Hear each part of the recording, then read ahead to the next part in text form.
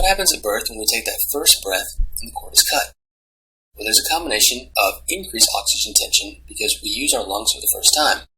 Oxygen is a very potent vasodilator of the pulmonary vasculature. It opens all of those vessels up so that the really high resistance is now gone. Now we have a very low resistance because we had oxygen introduced into the lungs and caused a bunch of vasodilatation. And remember, the resistance drops heavily, meaning that you will now flow more easily into the pulmonary vasculature.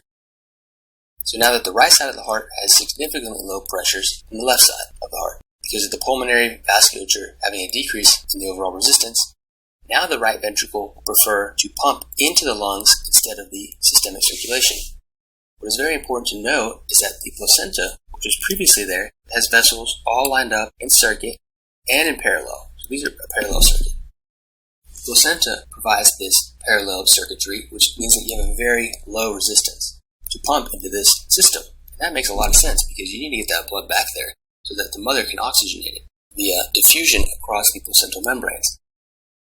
But when birth occurs, placenta's gone, and then the systemic downflow downstream is now going to increase in pressure. So this is how you need to visualize the changes at birth. Let's quickly review. At birth, oxygen is introduced into the lungs. That causes a very, very profound decrease in resistance because the pulmonary vasculature opens up. We lose our placenta, so that means we lose the very profound parallel circuitry that gave us a very beneficial low resistance downstream of the systemic circulation. Now that we cross this out and introduce this element, it's going to make a lot more sense that the right side of the heart will preferentially pump into the lung because of the low resistance circuit, and then the left ventricle will continue pumping into the aorta, and then this will continue in the systemic circulation. But again, we lost the placenta. We lost the lower pressure that we could pump with because now we have one big abdominal aorta feeding into these vessels instead of feeding into the incredibly large circuitry of the placenta. So that is why the systemic circulation will now be a much higher pressure on the left side because we lose this placenta, and then much lower on the right side because of the decreased resistance, because the pulmonary vasculature dilated for us. So let's talk about what happens at birth when we take that first breath and the cord is cut. So again, first breath, we open our pulmonary vasculature. Oxygen is a very powerful vasodilating agent for the pulmonary vessels. This causes a tremendous drop in the resistance of the pulmonary vessels. When we cut the placenta out, we lose the low resistant vasculature of the placenta. 2, we also lose whatever the placenta is doing or producing, which means that we lose a great amount of circulating prostaglandin E2 that was coming from the placenta because it was now cut. The loss of prostaglandin E2 does what? Well, let's really break this down and tie in some other important facts from other chapters. The placenta produces prostaglandins E1 and E2. Let's really focus on E2 here. E2 causes smooth muscle relaxation. Guess what important structures that are involved in very important changes at birth contain a lot of smooth muscle? Ductus, arteriosus, and the uterus. So let's tie this all together. After the placenta is delivered from the mother's uterus, and we separate the umbilical vessels, aka cutting the cord, will decrease the ability of anything produced by the placenta to enter the circulation of the infant, obviously, or the mother. And why is this important? Well, we eliminate this PGE2. Without any more PGE2, you will not have any more of the PGE2-induced vascular smooth muscle cell relaxation. What structures with smooth muscle will now contract down on themselves? The mother's uterus and the ductus arteriosus. The absence of prostaglandin E2 will cause the uterus to clamp down on itself, and it compresses the vessels that supply it. This is important for stopping postpartum bleeding. That is why a lot of pathologies associated with postpartum bleeding have a very strong element of placental dysfunction. You need everything to work out smoothly so that the uterus can actually help prevent some of the bleeding that is coming from itself. And this is particularly important in C-sections, cesarean sections where the baby is delivered through a incision through the lower segment of the thinner muscular segment of the uterus. And the ductus is a very important structure here because we need it to contract on itself and start to become a ligament, because you need to close this communication between the pulmonary trunk and the distal aortic arch. So what would happen, or what would you do if for some reason the ductus just doesn't close fast enough? How could you decrease the formation of factors such as PGE2 and PGE1 that like to keep vascular smooth muscle cell relaxed and therefore keep this ductus open? Remember back to pharmacology here. To produce prostaglandins, you need an enzyme called cyclooxygenase, which we like to abbreviate as COX-1 and 2 because there's two isoenzymes.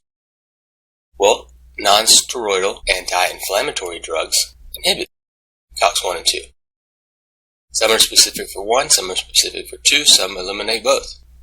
They're not going to ask you for specificity here. They're going to ask you just for the name of the classic NSAID that you give to help that ductus close. Would you say that you give an NSAID? Yes. Can you tell me the exact one? Of course you can. It's indomethacin. That is the classic drug that is given to help close that ductus. It is the type of NSAID for the closure of a PDA, and that will always be your question.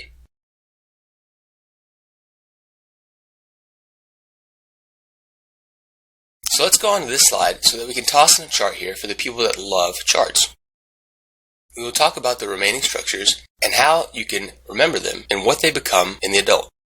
It is incredibly important to know the names of the structures in both the fetus and adult because the remnants of the embryological structures are easily testable material. And the way they like to do it is in the example that we had with the portocaval anastomoses. They'll give you a clinical vignette that has very important clinical criteria, such as someone presenting with the classic venous engorgement of portocaval anastomoses as in a cirrhotic patient. And then they'll ask you, in which structure would the paraumbilical veins be communicating in a portocaval anastomoses that is responsible for some of the presentation of caput medusae, or the very engorged veins around the umbilicus in your patient. They'll ask you what is the embryological derivative of that structure, and the paraumbilical veins are contained within the ligamentum teres hepatis, which means that that's the remnant of the umbilical vein. That's not on your chart, but that is one of the examples of how you can be tested. So let's go ahead and continue and discuss the structures listed with relation to the diagram. So the umbilical vein sits around the middle of the liver. It would make sense that it would be combined with the falciform ligament to compose the ligamentum teres hepatis, which is the round ligament of the liver. This is an important structure to remember because of that portocaval shunt that we just talked about. The umbilical vein participates in a portocaval anastomoses with the superficial epigastric vein. So time travel yourself back to the last slide when we discussed the cirrhotic patient. So now, what about the umbilical arteries? The umbilical arteries are paired arteries arising from the anterior medial aspect of the internal iliac arteries. So this is our descending aorta, or abdominal aorta, and these are our common iliacs, and then we have our external and internal are our branches of the common iliac. So right here we have listed just the internal iliac. So just visualize this for a second. The umbilical arteries were returning blood to the placenta so that it can reoxygenate the blood and then take the oxygenated blood that's 80% saturated via the umbilical vein back either through the ductus, shunt, or into the hepatic sinusoids. So what do the umbilical arteries become? This is a very unique situation. As you can see, the distal element of the umbilical arteries, remember they are paired structures that come off the medial anterior aspect of the internal iliac arteries, here and here. So the distal segments will just actually fibrose and obliterate themselves. And we know that that's a common trend among these structures, so it probably becomes something like a ligament, and there's two of them. And remember, they came off the medial aspect of the internal iliac. So that helps us remember that they become the medial umbilical ligaments. Now what about this little segment here? It looks fibrotic, right? Yeah? Well, compare it to this segment that looks like it's patent. It still has blood in it. So the proximal part of the umbilical arteries do not close. They remain open. Why? because they're going to actually supply blood to the bladder. And they come in at the superior part of the bladder. So the bladder is sitting here, and they're coming in at the superior aspect of the bladder, which makes sense because the proximal umbilical arteries remain open, unlike the distal, which close off and become the medial umbilical ligaments. Proximal segments become the superior vesical artery. Makes a lot of sense. The bladder is represented by the term vesicle. Superior tells us it's coming at the superior aspect. And artery is obviously telling us that it's supplying blood. So you can remember this because the bladder is sitting around this level. Do not confuse the medial umbilical arteries with the median umbilical ligament. Remember, the median umbilical ligament is a remnant of the urachus. And the urachus is actually the neck structure that develops from the allantois. Do you remember from GI how the urachus functioned and why it's a remnant of the allantois? So this is a particularly confusing structure for me to always remember, but let's discuss the allantois first. So the allantois is just a endodermal invagination of developing hindgut, which becomes surrounded by mesodermal connecting tissue and it kind of forms a stalk. So again, we'll have a structure like this. This is the allantois. This is kind of the intestine coming down, and it all initially is connected into the cloaca. This is our allantois, and this is the forming intestine. This is the hindgut, remember, because this is the last element of the GI system here. Now what happens is that this allantois will get surrounded by mesodermal tissue. This mesodermal tissue becomes the umbilical vessels. So these umbilical vessels and this allantois, all of this is heading towards the placenta originally. And over time, you'll have the developing kidney system come in like this and connect to the allantois.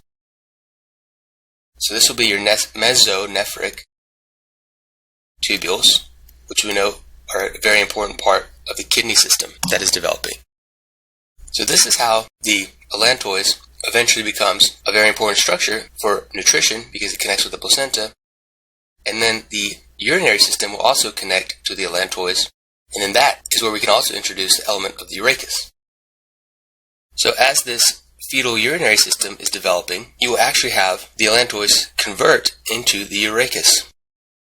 The urachus just connects the fetal bladder to the yolk sac. The urachus degenerate into the median umbilical ligament. And that's very easy to remember because there's only one urachus and there's only one median umbilical ligament, and it is at midline. The umbilical ligaments are three structures. There are two on the outside and one in the middle. So this is the abdomen, this is the left side of the patient, this is the right side of the patient. You have two umbilical arteries which degenerate and become the medial umbilical ligaments, and then you have the urachus that formed from the allantois sitting at midline becomes the median umbilical ligament. So I remember this because the urachus can sometimes not degenerate correctly, and you can have a communication through your belly button where your umbilical cord was, which makes a lot of sense because the allantois made the umbilical cord vessels. It degenerated into the urachus. So the urachus should be sitting at midline because it used to connect the urinary bladder with the vessels that were going through the umbilical cord. You have to do something with that urinary waste before you can actually urinate. At one point in time, the renal system was not fully developed all the way through, and the fact that the genital system still had to develop and you were not able to urinate. So you had to expel urine in some sort of way. And that is why the urachus is a very important structure.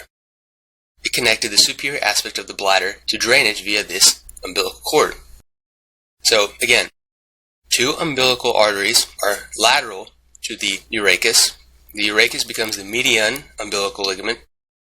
The umbilical arteries become the medial umbilical ligaments.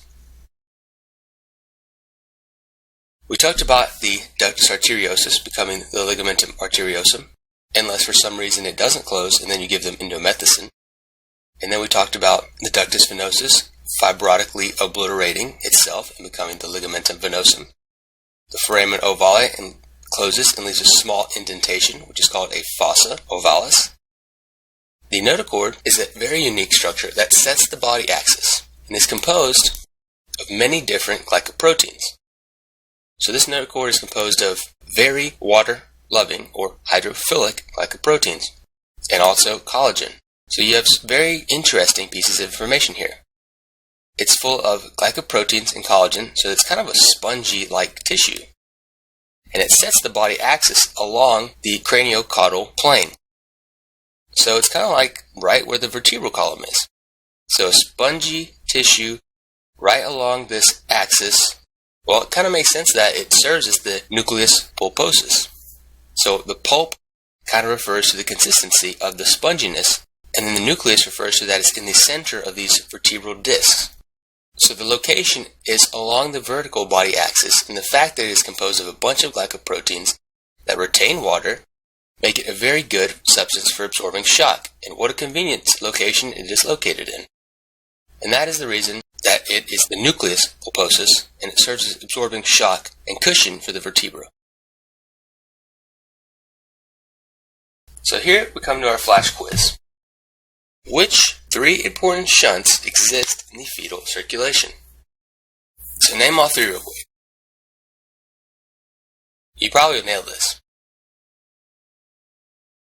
It's the foramen ovale, which allows us to shunt from right to left across our atria, and this is important so that we can shunt blood that's coming from the inferior vena cava across the foramen ovale into the left atrium, into the left ventricle, and then into the aortic arch. And then it mainly supplies the structures coming off, which are the right innominate vein, the right common carotid, and the left subclavian.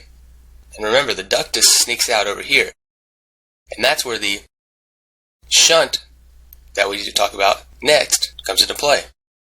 The ductus supplies blood from the right ventricle into the pulmonary trunk, and then it shunts blood distal to these aortic arch branches and down into the systemic circulation. The last structure is the ductus venosus, which shunts blood coming in through the umbilical vein, bypassing the hepatic sinusoids and liver completely, and it rejoins with the inferior vena cava with blood that is deoxygenated coming from the hepatic vein.